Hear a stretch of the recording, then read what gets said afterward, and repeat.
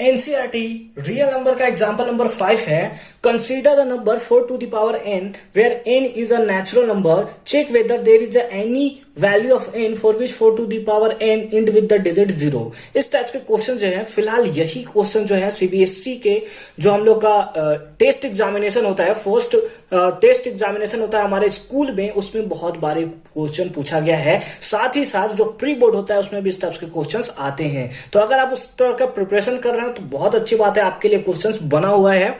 और अगर उसके बाद देख रहे हैं तो क्या ही बोल सकते हैं, फिर भी पढ़ाई कर लीजिए, बहुत अच्छी बात है।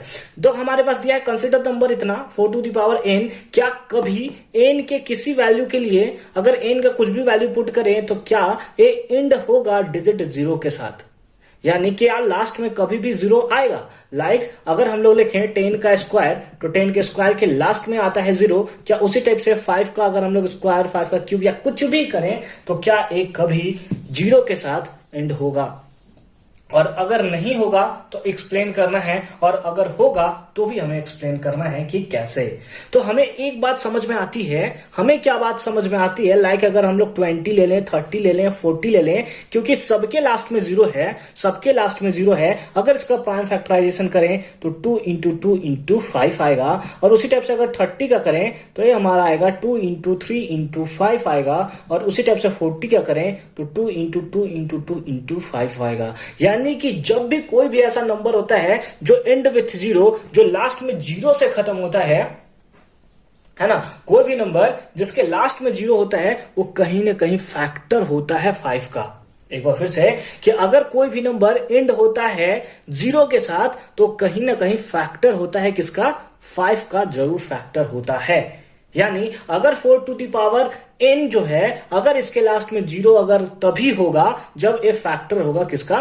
5 का। अदरवाइज हम लोग बोल सकते हैं कि नहीं, ये 0 से एंड नहीं होगा। तो चलिए चेक करते हैं कि क्या ये हो पाएगा या नहीं हो पाएगा। ठीक है, तो चलिए यहां पे हम लोग करेंगे कि इफ, हम लोग बोल रहे हैं सबसे पहले कि if 4 to the power end with 0, 4 to the power n end with 0, अगर ये हमारा 0 से एंड होगा then it must be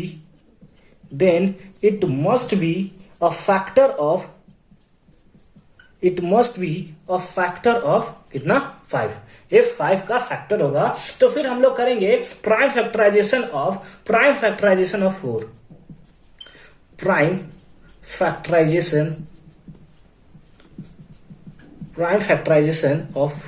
का प्राइम फैक्टराइजेशन हम लोग करें तो हमें क्या मिलेगा? 2 इंटू 2। अगर prime factorisation 4 to the power n लिखते हैं तो यानी 2 इंटू 2 टू द पावर कितना होगा? 2 into 2 to the power n। यानी इसमें तो हमें कहीं 5 देखने को मिल ही नहीं रहा है। हमें क्या देखने को मिल रहा है? इसमें 5 कहीं देखने को भी नहीं मिल रहा है। और अभी हमने पढ़ा है फ्रॉम किसमें? Arithmetic, fundamental theorem of arithmetic, from fundamental theorem of arithmetic. आप चाहो तो उसको लिख भी सकते हो कि फंडामेंटल थ्योरम ऑफ अरिथमेटिक क्या कहता है। उसके बारे में मैंने सेपरेट लेक्चर बना रखा है कि बेसिक ऑफ एक्सरसाइज 1.2, उसमें मैंने आपको बताया। फिलहाल मैं आपको शॉर्ट में यहां पे बता देता हूं कि कोई भी कंपोजिट नंबर जो होता है, कोई भी नंबर जो होता है कंपोजिट नंबर, वो प्राइम फैक्टर होता है प्राइम नंबर्स का, फैक्टर होता है प्राइम नंबर्स का। और हर एक नंबर जो होता है वो यूनिक होता है ना, उसका फैक्टराइजेशन जो होता है वो यूनिक होता है। तो फंडामेंटल थ्योरम ऑफ अरिथमेटिक के अकॉर्डिंग हम लोग बोल सकते हैं, क्या बोल सकते हैं कि the prime factorisation of each number is unique. Prime factorisation of each number is unique and hence क्योंकि इसमें 5 नहीं आ रहा है और इसका प्राइम फैक्टराइजेशन यूनिक होता है, एक ही होता है, देयरफॉर हम लोग बोल सकते हैं 4 to the power n can never be end with, can't be end with, या कैन नेवर एंड विथ 0। तो इसमें सारा का सारा जो कंफ्यूजन था और कॉन्सेप्ट का कंफ्यूजन था, अगर आपने इस क्वेश्चन को पकड़े हुए आया है तो इसमें बस कंफ्यूजन है तो कॉन्सेप्ट का है। आप चाहो तो फंडामेंटल थ्योरम ऑफ अरिथमेटिक को पूरा लिख सकते हो और उसके बाद लिखो hence 4 to the power n can be end with 0। तो आई होप कि आपको क्लियरली समझ में आया होगा कि कैसे इस टाइप के क्वेश्चंस का हम लोग सॉल्यूशन करेंगे। मिलते हैं नेक्स्ट एग्जांपल के साथ, तब तक ले thank you so much for watching this video.